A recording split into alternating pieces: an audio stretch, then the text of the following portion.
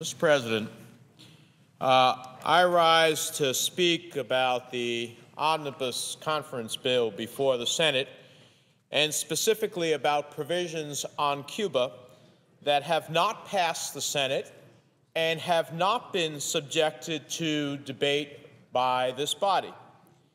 These provisions would undo current law, where the Castro regime would have to pay in advance of shipment for goods being sold to them because of their terrible credit history.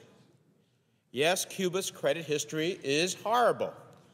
The Paris Club of Creditor Nations recently announced that Cuba has failed to pay almost $30 billion in debt. Among poor nations, that's the worst credit record in the world. So I ask, if the Cuban government has put off paying those who it already owes $30 billion to, why does anyone think it would meet new financial obligations to American farmers? Considering the serious economic crisis we're facing right now, we need to focus on solutions for hardworking Americans, not subsidies for a brutal dictatorship.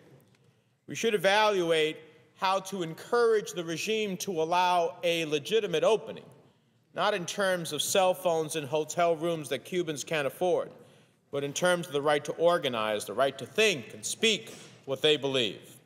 However, what we're doing with this omnibus bill, Mr. President, is far from that evaluation, and the process by which these changes have been forced upon this body is so deeply offensive to me and so deeply undemocratic that I have no intention of continuing to vote for omnibus appropriation bills if they're going to jam foreign policy changes down throats of members in what some consider must-pass bills. And I'm putting my colleagues on notice. You may have the wherewithal to do that, because you have a committee perch or an opportunity to stick something in that hasn't been debated on the floor of the Senate in what you think is a must-pass bill, but don't expect me to cast critical votes to pass that bill. An example of the danger of what we are doing by changing the definition that is now being changed in this omnibus bill of what we call cash in advance is exhibited by a Europa press report.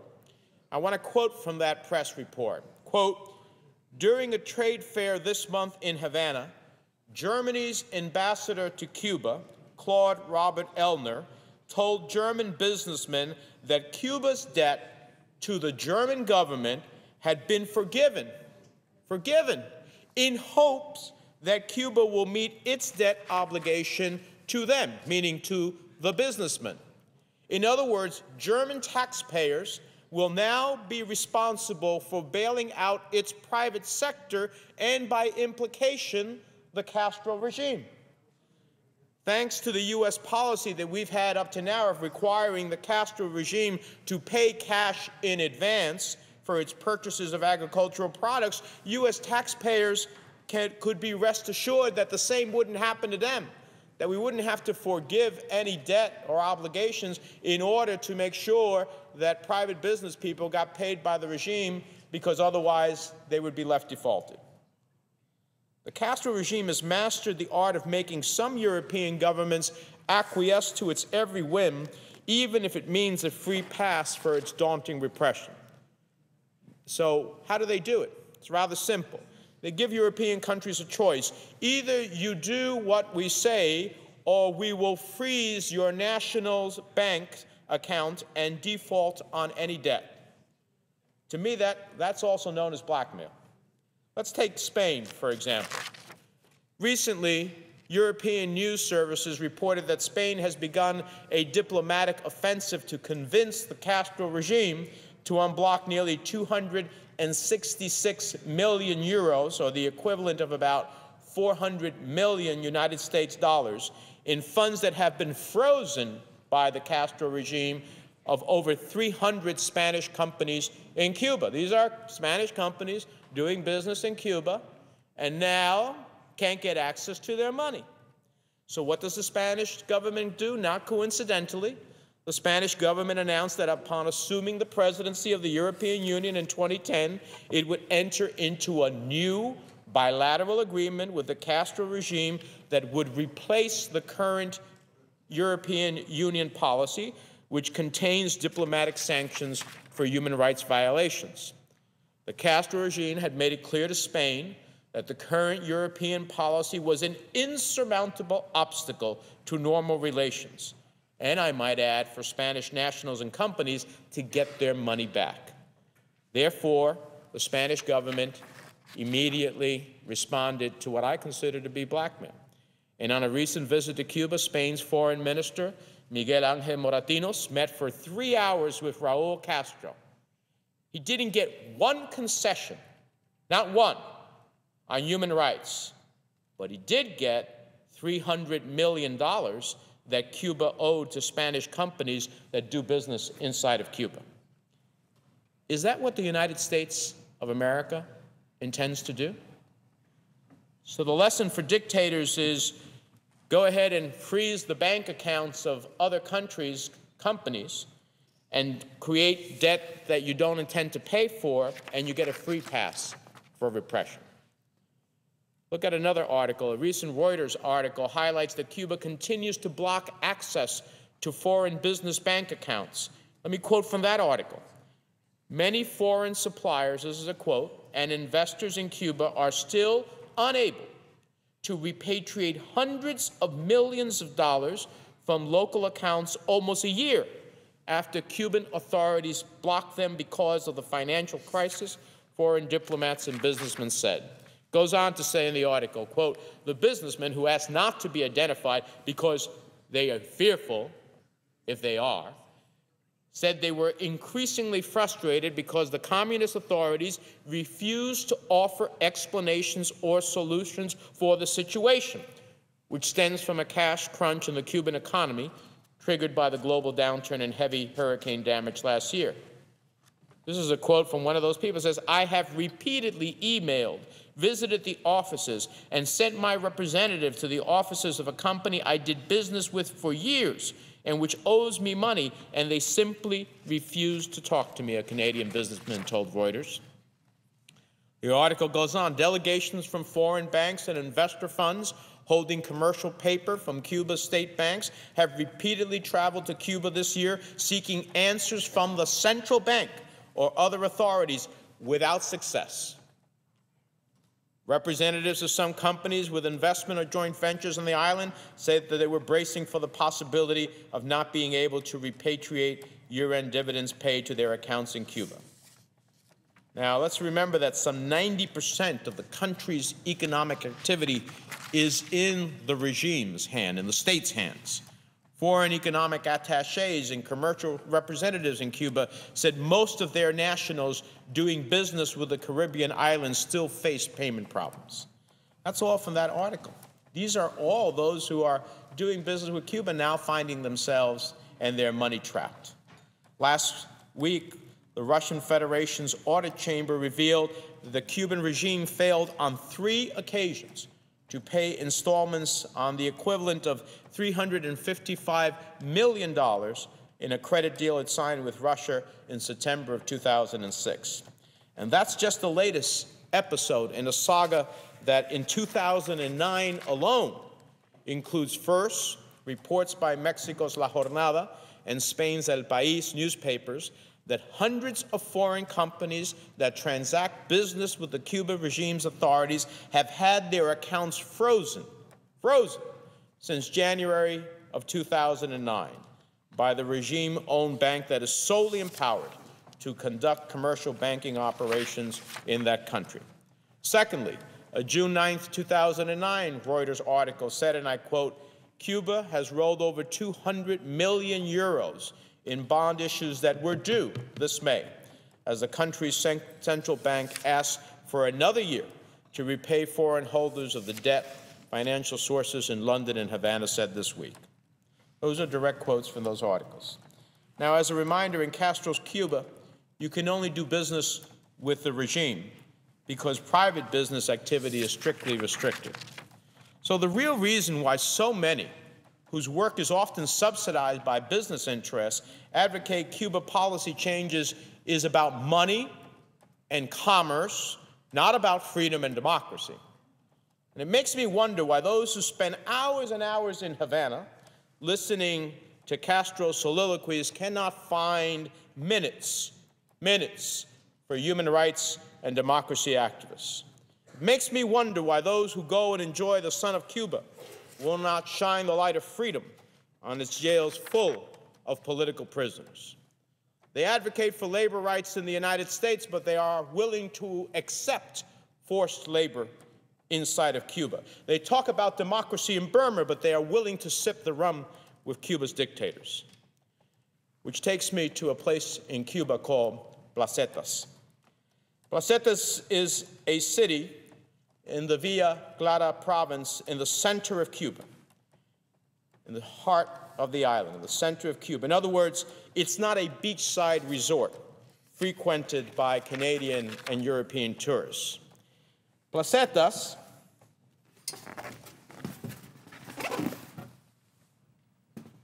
is also the home of this couple, the home of Cuban political prisoner and pro-democracy leader Jorge Luis Garcia Perez Antunes, generally known as Antunes. On March 15th of 1990, a then 25-year-old Antunes stood at the center square of Placetas, listening to the government's official radio transmission calling for the Fourth Congress of the Communist Party.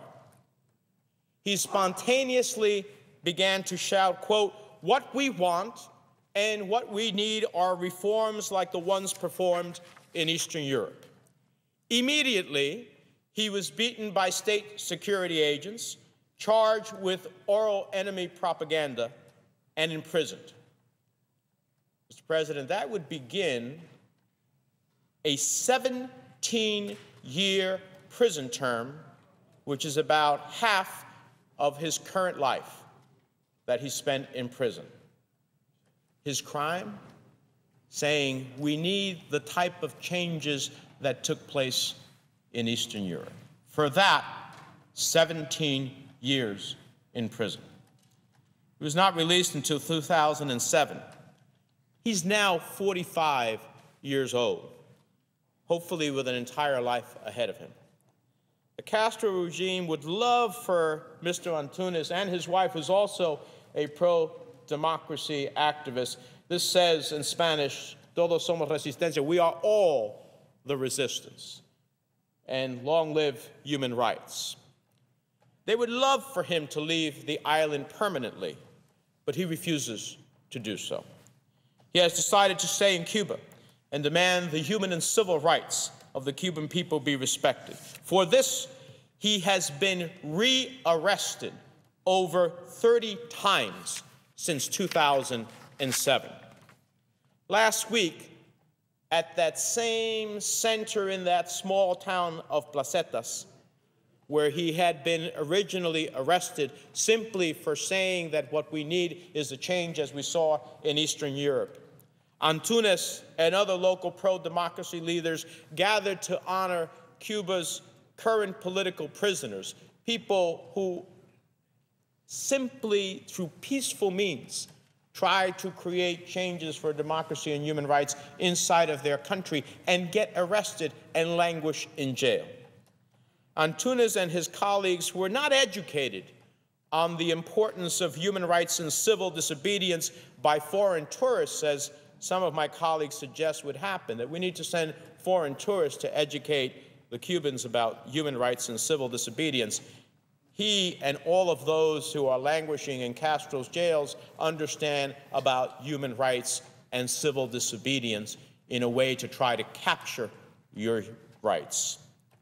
Unwittingly, though, foreign tourists have financed their repression. They give money to the regime that ultimately gives them the state security forces that throw people like Antunes in jail.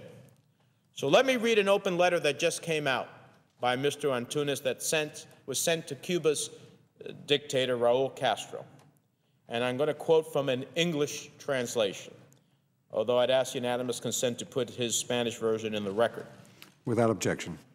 It says, Mr. Raul Castro, this is Mr. Antunes speaking now. My name is Jorge Luis Garcia Perez Antunes, a former political prisoner. And I am writing to you again not because I pretend to make you aware of something that, far from alien, is commonplace in Cuba due to the nature and politics of your government. So for several months now, my spouse, Iris Tamara Perez Aguilera, and I find ourselves under forced house arrest by your political police. The week before the Juanes concert, that's the concert of the famous Colombian singer Juanes, a high-ranking state security official, upon arresting me, informed me that there had been an order for my arrest throughout the island of Cuba, wherever I might be found. He emphasized that they were going to be watching every step I take. And since that date, I have lost count of how many times I have been arrested, the majority of times with violence. Mr. Dictator, allow me a few questions that may help you clarify some doubts among those compatriots of mine who were hopeful that your government would diminish repression or that even democratic openings could be made. He poses this question: with what right do the authorities, without a prior crime being committed, detain and impede the free movement of their citizens in violation of a universally recognized right? What feelings could move a man like Captain Idel Gonzalez Morfi to beat my wife, a defenseless woman, so brutally, causing lasting effects to her bones, for the sole act of arriving at a radio station to denounce with evidence the torture that her brother received in a Cuban prison? Or is it that for you there are only 5 families that exist in our country that have the right to protest and demand justice for their jailed relatives? Should you not be ashamed that your corpulent police officers remain stationed for days at the corner of my home to impede us from leaving our house and monitoring our movements in our own city? Where is the professionalism and ethics of your subordinates that, with their ridiculous operations, provoke the mockery of the populace towards these persons on almost a daily basis?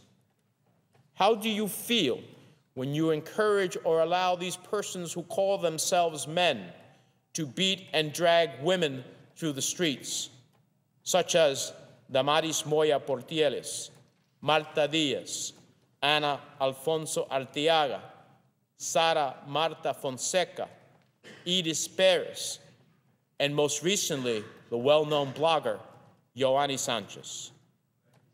How can you, I'm adding for the record, the well-known blogger. He doesn't say that, but she is a well-known blogger, internationally known, recently beaten simply as she was trying to go to a place of civil disobedience.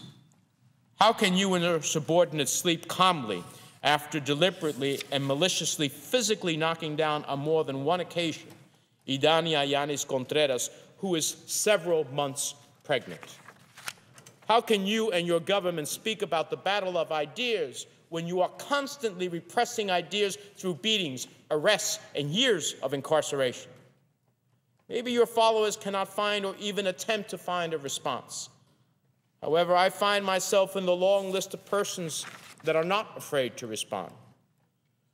You act this way because you are a cruel man and insensible to the pain and suffering of others.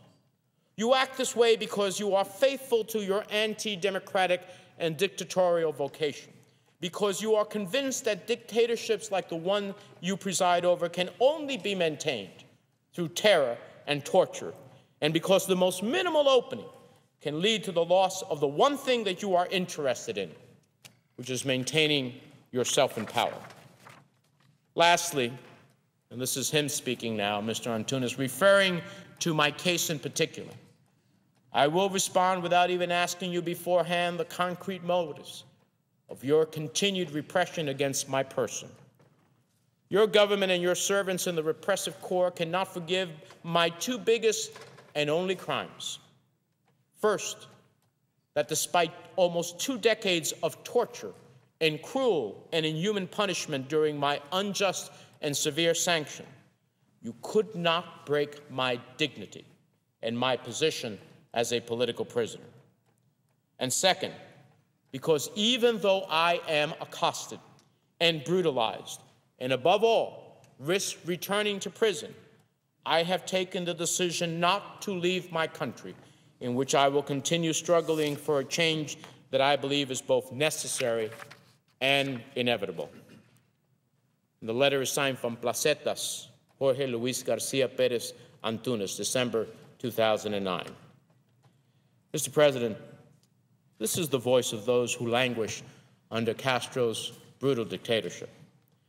As you can see, Mr. Antunes is an Afro-Cuban, not part of the white elite of the regime's dictatorship, not what the regime tells the world about that, Cubans who are all white seek to oppose the dictatorship.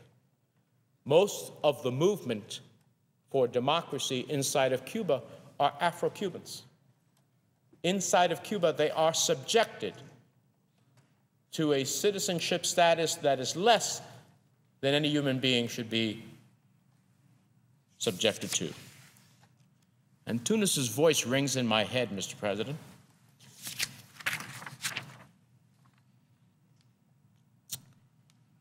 It tugs at my conscience. His words, despite almost 2 decades of torture and cruel and inhuman punishment during my unjust and severe sanction, you could not break my dignity and my position as a political prisoner. Because even though I am accosted and brutalized and above all risk returning to prison, I have taken the decision not to leave my country, in which I will continue struggling for a change I believe is both necessary and inevitable. Antunes is right. Change in Cuba is inevitable, but the United States needs to be a catalyst of that change. It does not need to be a sustainer of that dictatorship. It does not need to create an infusion of money that only goes to a regime that ultimately uses it not to put more food on the plates of Cuban families, but to arrest and brutalize people like Mr. Antunes. These are the human rights activists that some would turn their back on for the sake of doing business. I guess the only thing that they can see is the color of money. Well, not me, not now, and not ever. Thank you, Mr. President. With that, I yield the floor.